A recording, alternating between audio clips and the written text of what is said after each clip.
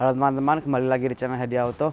Hari ini aku dapat kesempatan untuk mereview ini, Hyundai Ioniq 5. Impresi pertama aku pas ngeliat mobil ini mobil panjang dan juga lebar. Panjangnya itu dia 4,63 meter dan lebarnya sendiri dia 1,8 meter. Nah, untuk fitur-fiturnya, ini mobil bisa dibilang juga sebagai power bank berjalan ya, karena mobil ini bisa mensuplai listrik untuk sekitarnya. Jadi misalnya rumah kita mati lampu atau kita mau camping, itu dia bisa mensuplai listrik juga. Nah, untuk fiturnya lagi, mobil ini yang pasti sudah dilengkapi dengan Hyundai Smart Sense. Jadi dalam fitur itu ada adaptive cruise control with stop and go, ada lane following assist, blind spot assist, lalu juga forward collision assist. Dan itu mobil ini pun juga sudah dilengkapi dengan semi autonomous, jadi dia bisa menyetir sendiri. Jadi itu gabungan antara dua fitur, antara fitur adaptive cruise control with stop and go itu dan lane following assist. Jadi sementara adaptive cruise control menjaga jarak antara mobil kita dengan mobil di depannya, lane following assist itu menjaga supaya mobilnya tidak keluar dari lajurnya. Itu kameranya dia juga ada di atas. Dan Hyundai Ioniq 5 ini juga adalah mobil listrik pertama yang dirakit di Indonesia. Jadi dia sudah CKD juga. Ini luar biasa ya. Nanti akan aku jelaskan lebih lanjut lagi, jadi simak videonya.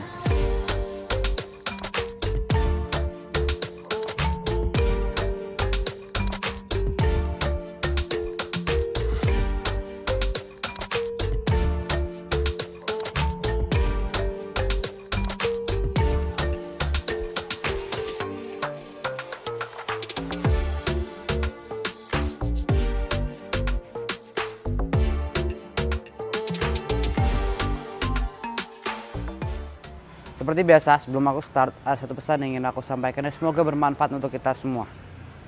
Kita sebagai manusia itu harus memiliki rasa rendah hati. Nah, bagaimana cara menjaga rasa rendah hati tersebut? Caranya adalah senantiasa menyadari kekurangan kita. Oke, sip. Sekarang kita start review mobil ini. Jadi Ioniq 5 ini itu ada dua tipe untuk baterainya. Ada yang standard range, ada yang long range. Yang standard range itu baterainya dia 58 kWh. Dan untuk yang long range itu dia 72,2 kWh. Nah, masing-masing tenaga juga beda. Yang standard range itu dia 170 PS. Yang long range seperti di sebelahku ini itu dia 217 PS. Itu besar juga, tapi masing-masing torsinya sama, dia 350 Nm itu torsi yang besar juga. Apalagi mobil listrik torsinya dia instan.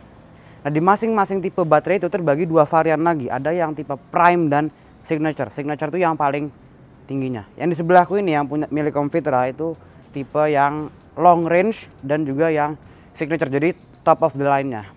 Dan warnanya ini warnanya bukan di wrap ya ini, jadi sudah dari pabrikannya memang dia disediakan warna doff. Nah, untuk warna doff sendiri dia spesial. Dia kalau misalnya kita mau beli yang warna ini, itu kita harus nambah sekitar 3 juta rupiah untuk warnanya sendiri. Warnanya pun dia juga keren. Ini sebetulnya bukan warna silver ya. Kalau kata Hyundai ini warna gold gitu, tapi dia kelihatannya memang kayak warna silver. Nah, terus bagian fitur-fiturnya seperti aku bilang ada V2L. Jadi dia itu vehicle to load. Mobil ini seperti power bank berjalan. Dia bisa mensuplai listrik untuk sekitar. Jadi kita diberi adaptor sama Hyundai. Jadi kalau misalnya rumah kita mati lampu atau kita mau camping, kita mau kerja gitu, baterai kita sudah mau habis, laptopnya itu juga bisa untuk ngecas laptop kita. Ada adaptornya, dan adaptornya itu kita colokin ke tempat untuk ngecharge mobilnya juga. Itu luar biasa dan juga bermanfaat fiturnya. Lalu juga ini mobil sudah dilengkapi dengan Hyundai Smart Sense seperti yang aku bilang di awal. Jadi ada fitur forward collision avoidance assist, lalu juga adaptive cruise control with stop and go, lane following assist itu sama seperti lane keeping assist juga, cuma namanya yang beda. Lalu juga blind spot assist, sama ada safe exit assist, itu beda. Safe exit assist, jadi itu pada saat kita mau keluar, ini mobil sudah dalam keadaan berhenti, kita mau keluar, lalu radar sensor di belakang mendeteksi ada mobil yang mau lewat samping mobil ini, itu pintu akan otomatis kekunci dan kita nggak bisa keluar. Itu untuk fitur keselamatan juga. Lalu seperti aku bilang, mobil ini sudah dilengkapi dengan semi autonomous. Jadi itu gabungan antara dua fitur, antara fitur adaptive cruise control with stop and go dan lane following assist. Jadi sementara adaptive cruise control yang menjaga jarak antara mobilnya dengan mobil di depannya, lane following assist itu menjaga supaya mobilnya tidak keluar dari lajurnya. Itu sangat luar biasa juga. Nah, bagian depannya ini mobil bentuknya sangat futuristik ya kalau menurutku ya. Beda banget sama mobil listrik lainnya juga. Ini lihat lampunya ini temanya, jadi dia parametric pixel. Jadi dia lihat nih, bentuknya di RL dia beda dan dia switchback gitu, jadi 2 in 1. Jadi pada saat kita menyalakan lampu indikator, di RL akan bergantian dengan lampu indikatornya juga. Dan untuk lampu utama ada di sini di LED yang pastinya, sama ada lampu ini sebetulnya kalau misalnya kita nyalain lampunya, itu dia akan nyala lampu juga di sini. Nah, aku lupa menyampaikan juga kalau misalnya kita mau membedakan antara standard range dengan long range, itu paling kelihatan dari bagian sampingnya, dari bagian velgnya. Untuk yang long range, ini velgnya dia ukurannya 20 inci. Dan bentuknya dia juga keren, kelihatan mewah gitu juga velgnya. Kalau yang standard range itu kalau nggak salah dia 18 atau 19 inci. Dan untuk lampu indikatornya dia tidak seperti ini, yang switchback atau 2 in 1 gitu. Lampu indikatornya kepisah, ada di bagian bawah sini. Ini keren, dia sini full ini sebagai radar ya ini ya. Ada kamera juga karena mobil ini sudah dilengkapi dengan kamera 360 juga. Jadi sangat luar biasa.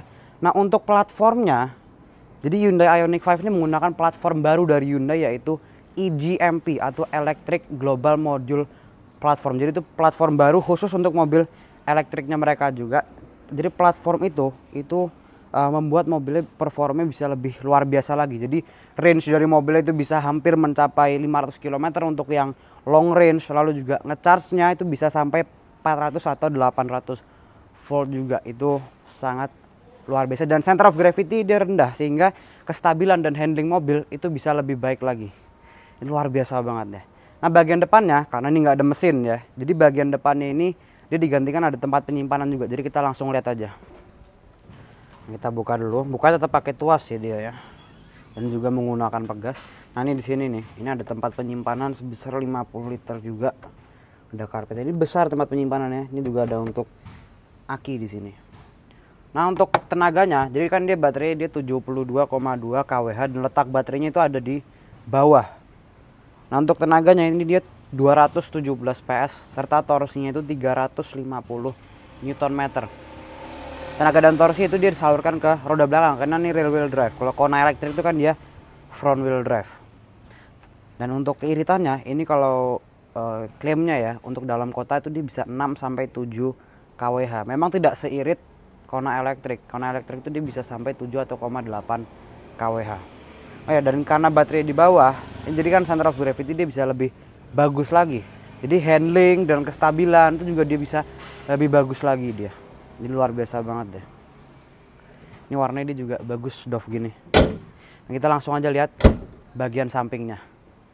Nah, kita lihat dulu velgnya. Velgnya ini dia besar ya. Ini velgnya dia 20 inci. Ini mobil aja sudah lumayan besar. Velgnya kelihatan ini juga besar banget. Velgnya dia two tone gini dia. Ini warna silver gini campur warna hitam yang kelihatan kayak bunga gitu ya, kelihatannya bagian tengahnya gitu ya. Ini dia velgnya 20 inci, ukuran bannya 255 45 R20. Dan ini bannya ini ban Michelin dan ini khusus untuk mobil listrik. Nah, itu Pilot Sport EV. Jadi khusus untuk mobil listrik. Di sini ada kamera juga karena ini mobil sudah dilengkapi dengan kamera 360, sama ada untuk blind spot assist juga. Jadi kalau misalnya ada mobil yang tidak terdeteksi di area blind spotnya, bakal ada lampu yang muncul di sini. Sama satu lagi, ini juga kamera berfungsi pada saat kita menyalakan lampu indikator. Jadi kalau misalnya kita nyalain lampu indikator ke kanan atau ke kiri, pada saat kita nyalain ke kanan itu akan muncul semacam gambar itu yang live dari kameranya ini. Jadi itu juga sangat membantu juga. Dan ini ya kerennya juga. Nah, jadi kalau misalnya mobil ini pas kita kunci itu dia akan, nah dia bakal rata seperti ini ya. Jadi kalau misalnya kita buka, dia baru buka, jadi seperti di Tesla. Bahkan ini kunci nggak perlu kita pegang, ini kita kantongin aja. Pada saat kita mendekat ke mobilnya, itu mobilnya dia akan membuka sendiri secara otomatis. Kalau kita menjauh dia akan langsung mengunci sendiri. Ini bisa juga dari sini untuk membuka mobil, bisa dari sini juga. Nah, mengunci dia juga bisa, jadi sangat luar biasa banget. Nah, kita langsung lihat bagian belakangnya. Nah, bagian belakangnya ini menarik perhatianku pertama ya, bentuk dari lampunya ini, parametric pixelnya ini keren banget. Jadi untuk lampu pada saat kita nyalain lampu kan dia ada lampu ini, terus juga lampu rem di bagian tengah sini dia, sama ada semacam light bar yang kecil yang tipis gitu yang menyambung dari ujung sampai ke ujung. Sama ini ada untuk lampu indikatornya, ini dia yang keren juga, sama ada untuk tulisan Ioniq 5. Kita langsung buka bagasinya aja.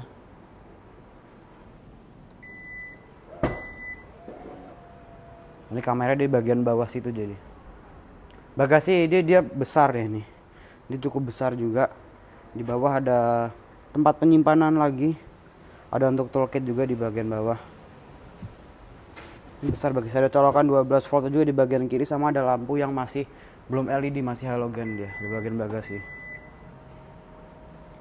Nah sekarang berhubung dia nggak ada mesin ya, jadi kita langsung lihat bagian interiornya. Oh ya, satu lagi ada yang kelupaan. Ini ada tempat untuk charging, itu dia di sini. Nah ini ada untuk AC sama untuk DC, untuk fast charging juga. Sama ini untuk baterainya ini kita bisa lihat udah full kalau misalnya semuanya udah. Nah sama untuk V2L tadi, vehicle to load itu adaptornya ada. Nanti kita colokin ke sini. Nah baru kita sambungin mau untuk nyalain rumah. Kalau misalnya rumah mati lampu, bisa supply dari listrik mobil ini. Untuk ngecas laptop, untuk camping, semua bisa. Jadi sangat luar biasa sekali mobilnya. Kita langsung lihat interiornya. Kursi bagian belakangnya ini sudah aku sesuaikan posisi berkendara aku ya. Ini enak, tempat duduknya juga enak, empuk. Tinggiku 179 cm. Ini sisa headroomnya dia lumayan banyak, sisa legroomnya dia juga banyak. Nah kursi sendiri dia masih bisa diatur elektrik ya. Jadi untuk maju mundur itu dia bisa elektrik juga. Sama untuk recliningnya dia masih manual. Nah masih bisa ketiduran lagi sedikit. Itu pun juga bisa diatur dari sini. Jadi di sini ada untuk beberapa pengaturan. Ada untuk menidurkan, kalau nggak salah kursi yang bagian sini untuk recliningnya. Terus untuk memaju mundurkan kursi yang bagian kiri nih, bagian yang sini, bagian kanan, sama ada untuk yang bagian kirinya ini. Kita atur dari sini juga. Sama di tengah sini dia juga ada armrest dengan cup holder, ada 2 di tengah sini. Yang kalau misalnya kita ngeletakkan minuman di sini, senderan tangan kita nggak full ya. Tapi kalau misalnya nggak ada minuman dia masih bisa full. Senderan tangannya dia juga empuk. Di sini ada untuk AC, tapi AC dia pengaturannya ngikut sama yang di bagian depan. Ini ada ambient light, speakernya dia Bose, jadi suara sudah pasti enak juga. Ada ambient light juga di bagian sini. Ada untuk pemanas kursi juga di bagian kanan sama kiri. Tapi lihat ada desainnya, ada semacam parametric pixel gitu juga di bagian sini yang keren juga. Di bagian bawah sini ada tempat penyimpanan juga. Mungkin untuk pada saat kita ngecas HP bisa kita taruh sini HP-nya.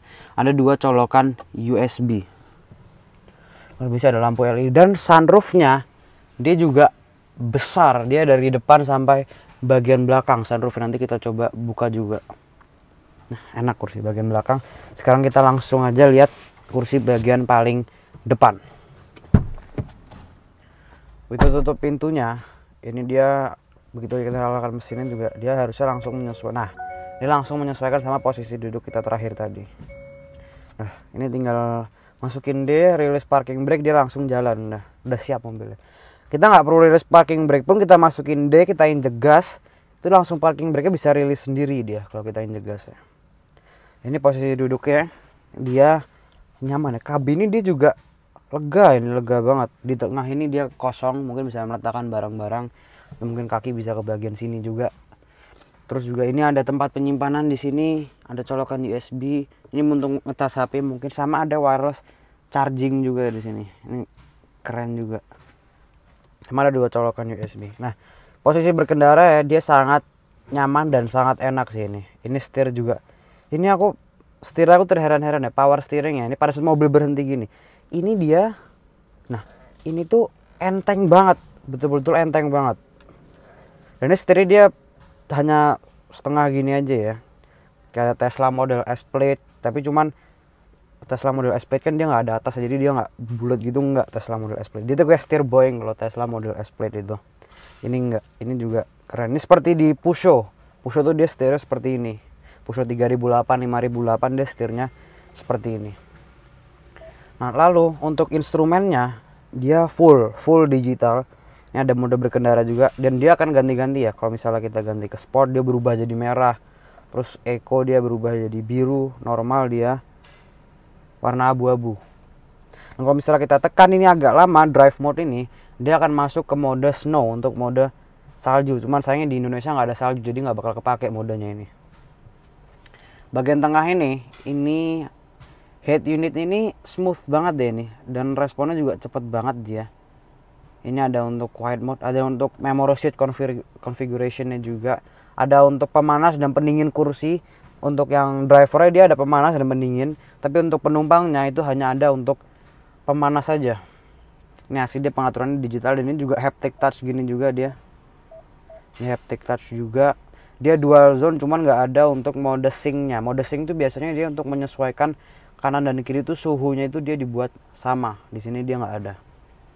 Di sini ada 2 cup holder, di bawah ada tempat penyimpanan lagi. Di sini juga ada tempat penyimpanan lagi, ini sebagai armrest juga, bisa kita naikkan gini. Kalau misalnya kita nggak perlu bisa kita naikin gini. Kalau perlu tinggal kita turunin lagi. Sama ini bisa kita buka juga, di sini ada tempat penyimpanan lagi. Kursi sendiri bisa kita atur elektrik ya ini ya. Lengkap juga dia. Bisa maju, mundur, ada lumbar supportnya juga dia. Lengkap juga. Nah, bisa diatur sesuka kita. Dan untuk setirnya dia bisa tilt, bisa teleskopik juga, jadi bisa pas posisinya. Cuman masih belum elektrik pengaturannya. Nah, ini di setirnya, ini ada beberapa tombol. Ini tombol-tombolnya semua sudah digital ya, kecuali untuk pengaturan ke head unit dia masih menggunakan tombol biasa, tapi di sini enggak. Di bagian kiri ini ada untuk ngangkat telepon, ada untuk voice command, volume dan sebagainya. Di bagian kanan ada untuk semi autonomousnya, untuk adaptive cruise control dan lain. Following assist-nya juga ada di bagian setir sebelah kanan. Ini untuk membuka sunroof. Sunroofnya dia besar juga ini. Cuman sayangnya sunroofnya tidak bisa dibuka karena dia kaca nyambung sampai ke belakang dia soalnya. Tapi besar sunroofnya. Ini nyaman loh ini. Ini ada ambient light di sini.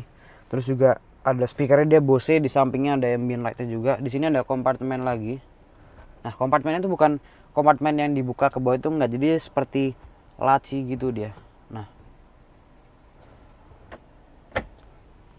ini enak ya mobilnya, keren juga dan sangat futuristik sekali mobilnya. Nah, jadi kesimpulannya nih mobil memang dia canggih, lalu juga futuristik juga dia bentuknya, dan interiornya udah cukup mewah juga. Jadi keren banget ini mobil. Nah, oke teman-teman, terima kasih telah menonton reviewku. Jangan lupa di like, share, komen, dan subscribe. Dan nantikan video-video berikutnya. Sampai jumpa.